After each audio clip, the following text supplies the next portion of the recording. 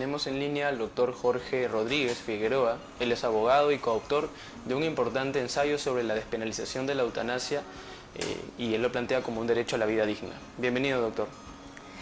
Doctor, buenas tardes. Buenas tardes, mi querida. Qué gusto. Es usted abogado y acaba de sacar un artículo sobre la eutanasia. ¿Eso es cierto? Cuéntenos un poco.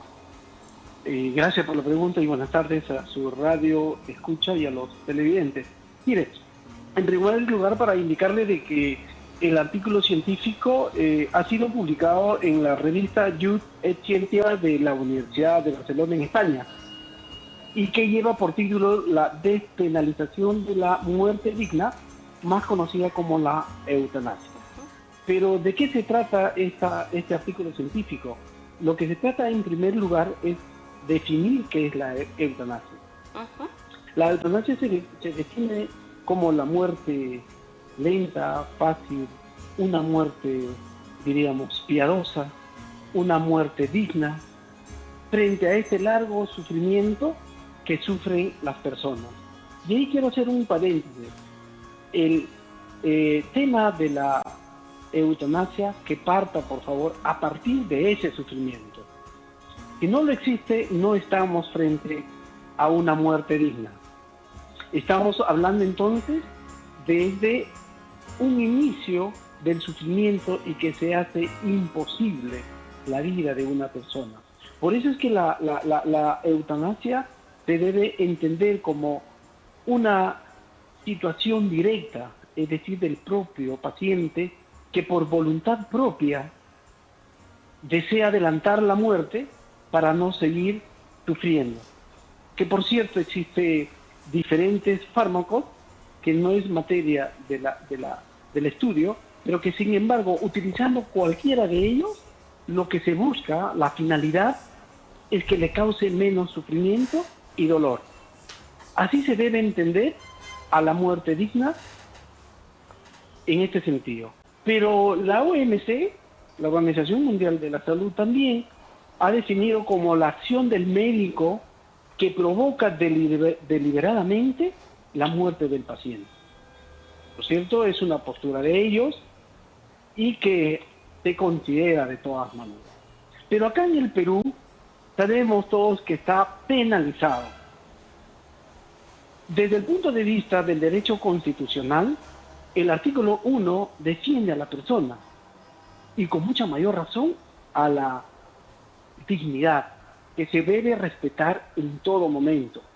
Y este artículo 1 de nuestra Constitución es coincidente con el artículo 2 en su inciso 1, también que nos indica que el derecho a la vida, a la integridad, a la moral psíquica, física y a su libre desarrollo o bienestar de esta persona. Concordante con nuestro Código Civil, el artículo 1, donde nos indica que se inicia la vida con la concepción y tiene el derecho en cuanto le es favorable. Mire esa palabrita que en nuestro mismo código está considerado en cuanto le es favorable. Y ese es uno de nuestros análisis que hemos hecho respecto a la muerte digna. También el artículo 5 y 6 del Código Civil nos habla sobre justamente los derechos humanos que tiene toda persona. Y por último, la defensa de los derechos fundamentales habla de la dignidad de la persona, que es el valor supremo, y es un principio jurídico que constituye la columna vertebral de toda sociedad. Entonces, en nuestro medio, en el Perú, tenemos los fundamentos jurídicos para poder proponer la muerte digna para que no sea penalizado. Y nuestro estudio se ha centrado justamente en el artículo 112 del Código Penal. ¿Pero qué dice el artículo 112? Dice, el que por piedad mata a un enfermo incurable. Y ahí tenemos que hacer el paréntesis también, siempre y cuando le solicite de manera expresa o a través de un poder, porque el dolor que le está causando es intolerable, es irresistible, y lo que busca entonces es no sufrir más. Así es, doctor. Si lo entendemos esto entonces, el Código Penal, yo creo que ya estamos en condiciones de entender qué es la muerte digna. La muerte digna es en forma integral, que no debe seguir sufriendo más esta persona porque tiene enfermedades incurables, que tiene una enfermedad irreversible. Por eso es que acá el país de Colombia, nuestro vecino, el año 2014, en una sentencia del Tribunal Constitucional, se ha pronunciado y ha permitido justamente que sea legalizada la muerte digna. Ha dado las pautas a los especialistas para que sea a través de todo un protocolo y se lleve a cabo. Lógicamente, como en un inicio he mencionado, que la persona debe estar en una situación de irresistible, que sufre tanto él como la familia. Si se dan esas condiciones, a partir de ahí se debe considerar en nuestro ordenamiento para que no sea sancionado, y la muerte digna, que toda persona tiene derecho a la libre elección, tiene derecho a vivir con dignidad. Muchas veces en la matemática nos dicen que el orden de los factores no altera el producto. Sin embargo, aplicando la lógica jurídica, sí podemos decir que es distinto decir vida digna con digna vida. Entonces, los que están padeciendo, los que están sufriendo, ellos quieren una digna vida y quieren terminar con ese sufrimiento. Pero para terminar con ese sufrimiento, recurrirán al especialista, que generalmente es un médico, para poder terminar con ese sufrimiento. No es como se cataloga o se califica que te va a darle más dolor. Es cuestión de interpretación. Acá creo que tenemos que ponernos de acuerdo entre el médico, el abogado y el especialista en la materia. Es decir, el psicólogo, médico y abogado, los tres con las especialidades, ponerse de acuerdo para ver en qué casos sí procede la muerte digna. Porque tenemos muchas experiencias, y creo que la última experiencia que tenemos acá en nuestro medio es de la señorita Ana Estrada, quien, por cierto, ha solicitado a la Defensoría del Pueblo para que, por favor, basados en el derecho de la dignidad, pueda ella tener una muerte digna. Es uno de los primeros casos en Perú. Exacto. En el Perú, en estos momentos, está recayendo en nuestros señores de miembros del Tribunal Constitucional para que se pronuncie. Porque si nos basamos en las estadísticas, como en su momento lo hizo Canadá, usted no se puede imaginar. Tenemos a la fecha 6.749 personas que han decidido por la muerte digna. Y si no se hubiera aprobado la ley de la muerte digna y se hubiera despenalizado en Canadá, miren cuántas personas estuvieran sufriendo en Canadá. Y no estamos hablando simplemente de un país. Y si esto vemos a nivel mundial, entonces las estadísticas nos están diciendo que efectivamente en el tiempo el derecho ya no soluciona los problemas sociales. Por eso es que el derecho tiene que recurrir a las demás disciplinas para poder entender a los especialistas y tomar nuevo rumbo en nuestro código, en nuestras normas. Es decir, deben dar el gran salto, el gran paso a que la sociedad, estos problemas que se están suscitando, nos pongamos de acuerdo todos los profesionales y buscar la vía que mejor satisface a la ciudadanía. Bien. Y las posturas dejarlas de lado.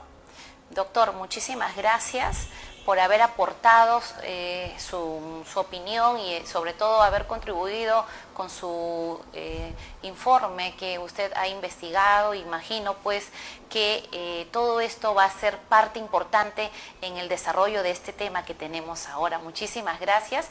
No se vaya porque vamos a seguir luego dentro de un momento con el tema y con usted, porque vamos a verlo ahora desde otro enfoque. Sí, muchísimas gracias, doctor Jorge Figueroa.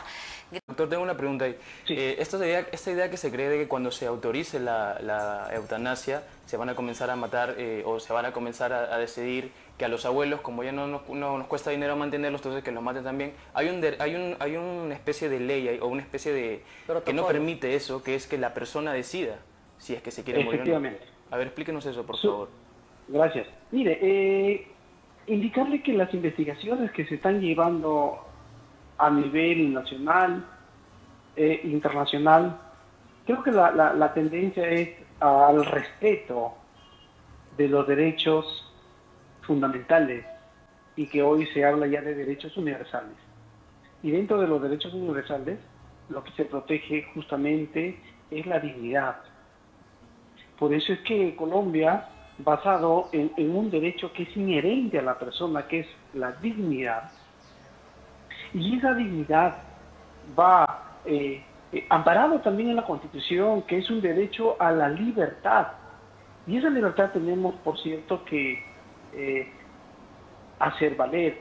Pero yo quisiera hacer acá una diferencia del antes y del después. No estamos hablando de personas que tienen 70, 75, 80 y que tienen alguna dificultad, o que tienen algún sufrimiento, o que tienen algún dolor. Yo creo que ahí está lo que tenemos que ponernos de acuerdo. Estamos hablando de las personas que tienen enfermedades terminales, irreversibles. ¿Y quién lo dice que es irreversible? ¿Y quién lo dice que es terminal? Lo dice el médico. Y el médico porque tiene justamente la gran responsabilidad de alargar, como así lo señalan, de alargar la vida. Pero entonces la pregunta sería, ¿qué tanto se puede alargar la vida de una persona que sufre? De una persona que ya no tiene, de por sí ya no es posible que haga ninguna situación física, psicológica. Estamos hablando de esas personas. Por eso es que hago el paréntesis. El experto Miguel Cotto, que hizo, inclusive tiene todo un libro de médico, es chileno, y él hace todo un análisis y dice, los médicos no es que todos están de acuerdo para alargar la vida.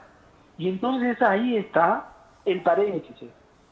Solo se habla de la eutanasia o de la muerte digna de aquellos que están en situaciones médicas inclusive, que están en forma irreversible, que es el sufrimiento que es insoportable, y por eso se dice discapacitado físico, psíquico, y el dolor es profundo, por cierto.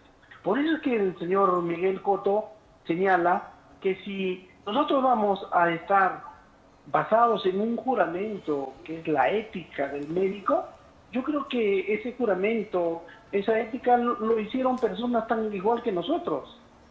Y entonces, ¿por qué ahora no nos ponemos de acuerdo? En el tiempo ha cambiado, entonces, ¿por qué no nos ponemos de acuerdo todos nosotros y damos un veredicto con los profesionales, como dije anteriormente, el abogado, el médico y el psicólogo, y ellos están en condiciones perfectas siempre y cuando esté a solicitud del paciente. No podemos decir porque sufre alguna enfermedad que es curable de eso, no, estamos hablando del extremo. Y entonces ahí tendrá que ser corroborado por los expertos para que recién se proceda a una muerte digna. Doctor, usted está diciendo algo importante. Mientras en los medios de comunicación, mientras a nivel social, filosófico, a todos los niveles se discute el tema de la eutanasia, los pacientes son los que están sufriendo ahí. y tienen que recurrir a medios que incluso ellos se ponen en contra de ellos y es como un poco extraño, ¿no? Quienes deberían decidirlo, creo yo, es como usted lo dice.